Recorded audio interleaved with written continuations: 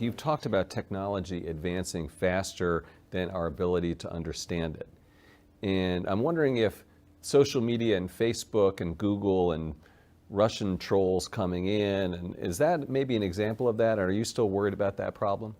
Well, I think cyber poses real risks to humanity, forgetting about the problem of even misinformation. I'm just thinking of, we have railroads running over 22,000 miles of track, and some of them are carrying ammonia, and some of them are carrying, chlorine and things. We have to carry them. We have no choice about that. We're required by law to carry them.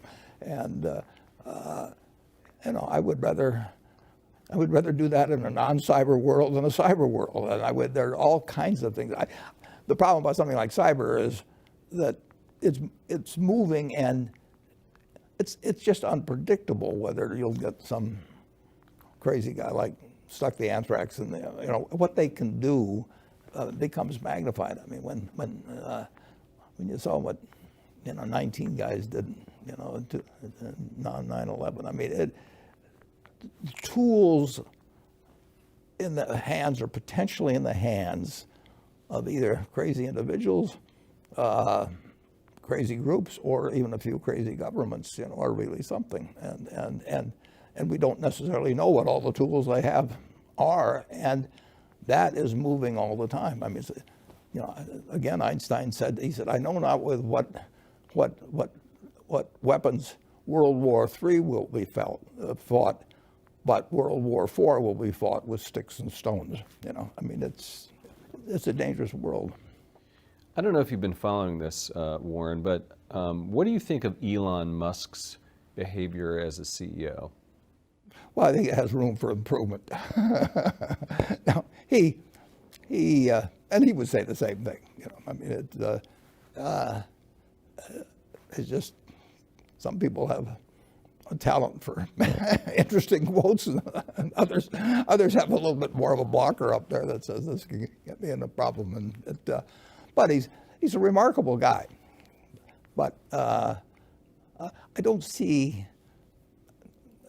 just don't see the necessity to communicate.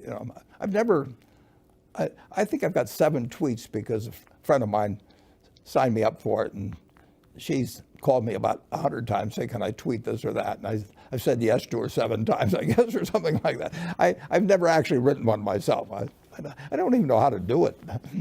Have you talked to Elon ever? He joined the Giving Pledge, so once or twice, but that's a lot of years ago. 7 or 8 years ago. He hasn't come to our annual gathering, so I haven't seen him for 7 or 8 years. So let's talk about this trade war that's been going on a little bit with China. And I guess I'd like to ask you, do you think that Donald Trump was right in calling out the Chinese government and basically putting them on notice? I won't have any comment on that. In terms of political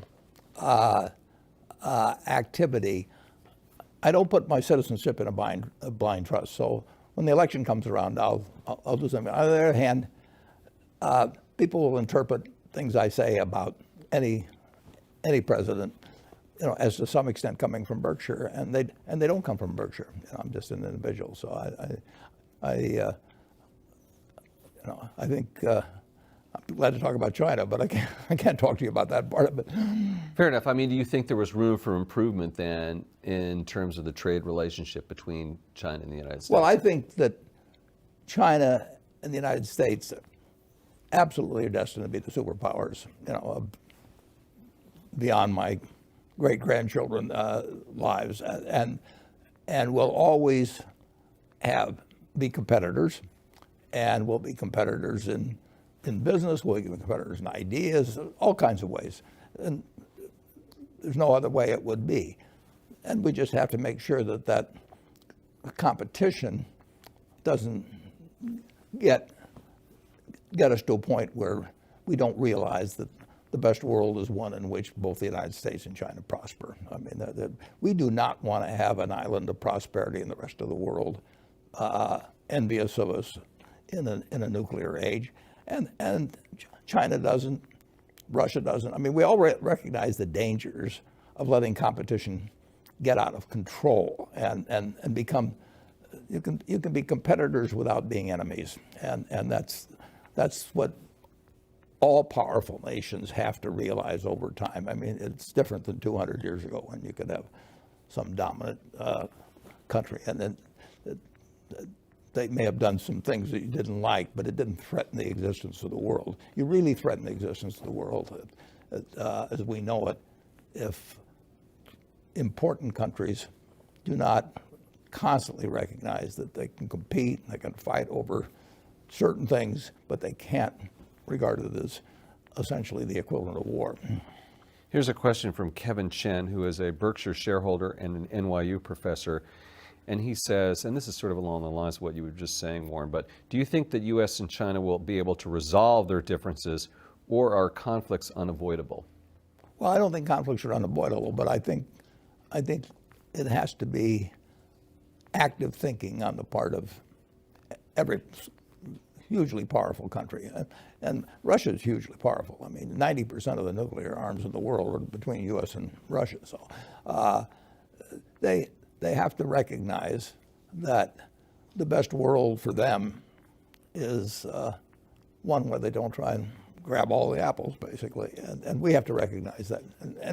And we can't, in the United States, we can't think that either our ideas run the world, or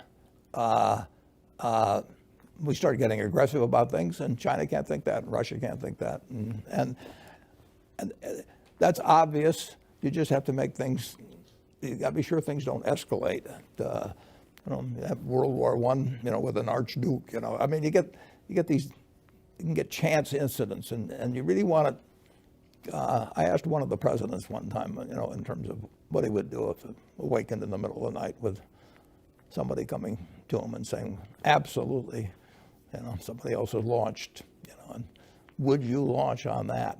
And you've got 10 minutes to decide. I wouldn't want to have that responsibility, but you want to make sure you don't get to that point. Right, right. Would you ever make a big acquisition in China? And if not, aren't you missing a huge portion of the world? Yeah, the answer is we would. Yeah, we would. Have you looked? We've been made aware of some things, yeah. Are you concerned, on the flip side of the coin, are you concerned that the rule of law is different, that the accounting might be opaque? Well, I'd want to be sure I understood the accounting, obviously. Some businesses that'd be easier to do than others. But I know the laws, the customs, the accounting, the people better in the United States than any place else. So there's some small hurdle in many countries to get over, which I can get over. I mean, but I just don't. It's just not as easy as looking at something where I already know the answer, from previous transactions or something of the sort. So it's easier to make a big acquisition in the United States. I have to do more work if I'm looking beyond the borders. But I love the idea of doing it. When we made the acquisition in Israel a dozen years ago, I didn't know what the tax rates were there. I didn't know what corporate law. I suspected that it would all be answered satisfactorily, which it was, but I didn't just automatically know it. It seems like you're more open about doing a deal in China than in previous conversations. I don't think so. No, It's out there. I'm open. Yeah, Right. we made 2 decent-sized stock acquisitions there, and they worked out fine. Those are? Well, PetroChina and BYD. BYD, yes. Yeah, BYD was Charlie's, but Right. Charlie's Yeah. very well versed on China.